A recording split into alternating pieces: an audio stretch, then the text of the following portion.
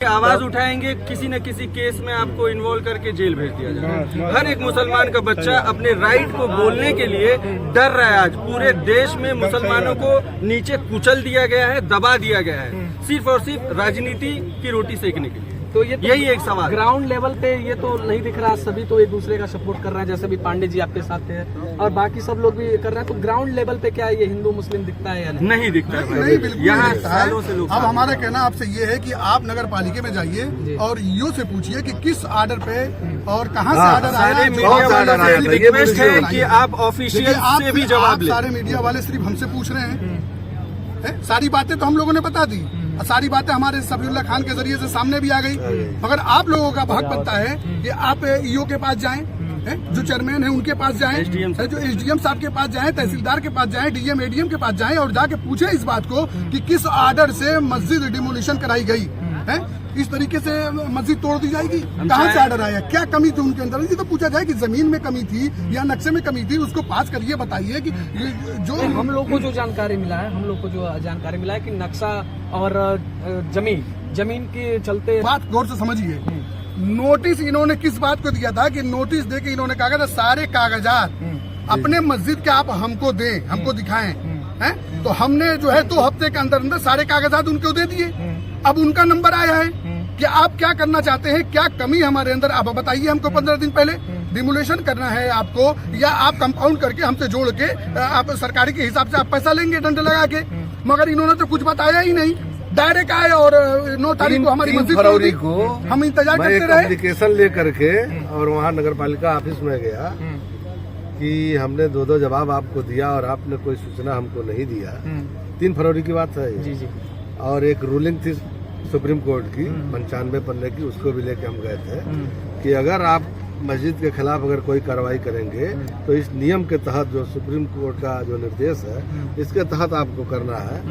तो वहाँ ईओ ने जो है उसको रिसीव नहीं किया। फिर मैं 4 तारीख को गया, 4 को भी नहीं रिसीव हुआ। 5 को भी मैं गया, 5 को भी उन्होंने रिसीव नहीं किया उसको। और 5 को मालूम हुआ कि वो छुट्टी पर चली गई हैं और मंगलवार को मिलेंगी, मंगलवार को आइएगा। तो 5 को भी जो है हम चले आए और इधर इतवार को ही जो है ये कार्रवाई हो गई। इन लोगों की नीयत जो है खराब थी शुरू से, हर हाल में मस्जिद को गिराना है। तो कहीं ना कहीं इस पूरे मामले में ऐसा नहीं लग रहा कि सरकार की भूमिका राजनीतिकरण को लेके, सरकार का कोई आदेश नहीं, बस इन लोगों का बस तो राजनीतिकरण को लेके टारगेट किया गया। कहाँ से आदेश आया तोड़ने का, वो ईओ से मालूम करिए। आप पूछिए, आप तो मीडिया वाले हैं ना, सारी बातों को स्पष्ट करिए कि भाई आपने इतनी बड़ी आदेश कितनी मेहनत से 25 साल के अंदर एक पैसा जमा करके कोई मस्जिद बनवाता है, उससे जाके पूछिए कितनी मेहनत से मस्जिद बनती है। तो जब बनना शुरू होता है तो कोई सीमेंट ला के देता है, तो कोई ईंट भेज दिया, किसी ने जो है बालू भेज दिया, तब तो मस्जिद बनती है। कितनी मेहनतों के बाद ये मस्जिद बनी है और एक दिन के अंदर अंदर ये तोड़ के चले गए। इसका जवाब कौन देगा?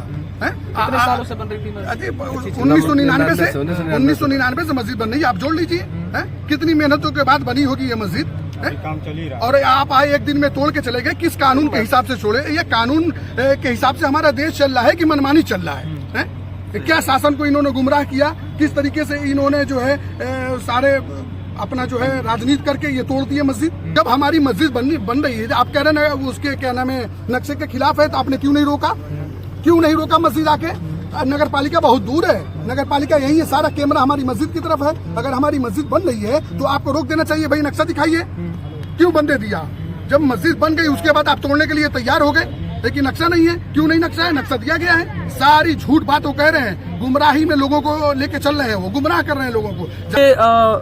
इन सभी लोगों का कहना है कि ईओ महोदया और एसडीएम साहब, जो भी लोग इस मदनी मस्जिद पे जो इतनी खूबसूरत मस्जिद बनाई गई थी उस पे ये लोग बुलडोजर अगर चलाया है तो किस आदेश के तहत चलाया है, किस लॉ एंड ऑर्डर के तहत चलाया है, इसका जवाब ईओ महोदया और एसडीएम साहब और तहसीलदार साहब स्पष्टीकरण करें कि किस आदेश, किस कागज के तहत इस प्रकार की कार्रवाई हुई है। ऐसा इन सभी लोगों का मांग है।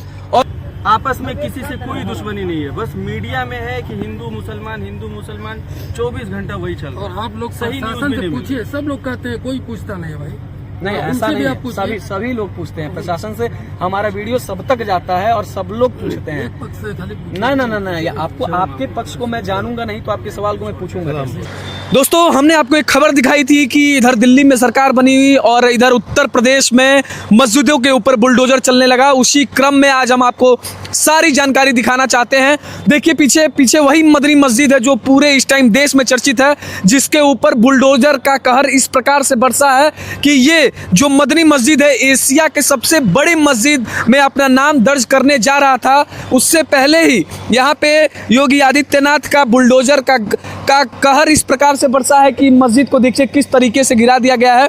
मैं आप सभी को बता दूं कि दोस्तों ये जो मस्जिद है मदनी मस्जिद जो कि उत्तर प्रदेश के कुशीनगर हाटा में है, एशिया का सबसे बड़ा मस्जिद बनाया जा रहा था। देखिए इसका मैं आपको दो वीडियो दिखाऊंगा। एक वीडियो दिखाऊंगा जो इससे बनने से पहले का जो है, मतलब जो टूटने से पहले का जो है वो मैं क्लिप में दिखा रहा हूँ, और एक ये देखिए टूटने के बाद ये जो नज़ारा है, इस नज़ारा को देखिए कितना ही वाकई में मुस्लिम समुदाय के लिए ये हृदय विदारक है इस प्रकार की वाकया। तो इन सभी मामलों में आप सभी का क्या राय है, क्या कहना चाहते हैं कि ये जो इस प्रकार की कार्रवाई हुई है उत्तर प्रदेश में योगी आदित्यनाथ जी के सरकार में जो इस तरीके की कार्रवाई हुई है उस पर आप सभी का क्या विचार है, आप क्या कहना चाहते हैं, आपका भी पॉइंट ऑफ व्यू जानना बहुत ज़रूरी है। तो बन रही हमारे साथ और देखते रहिए मानस धारा।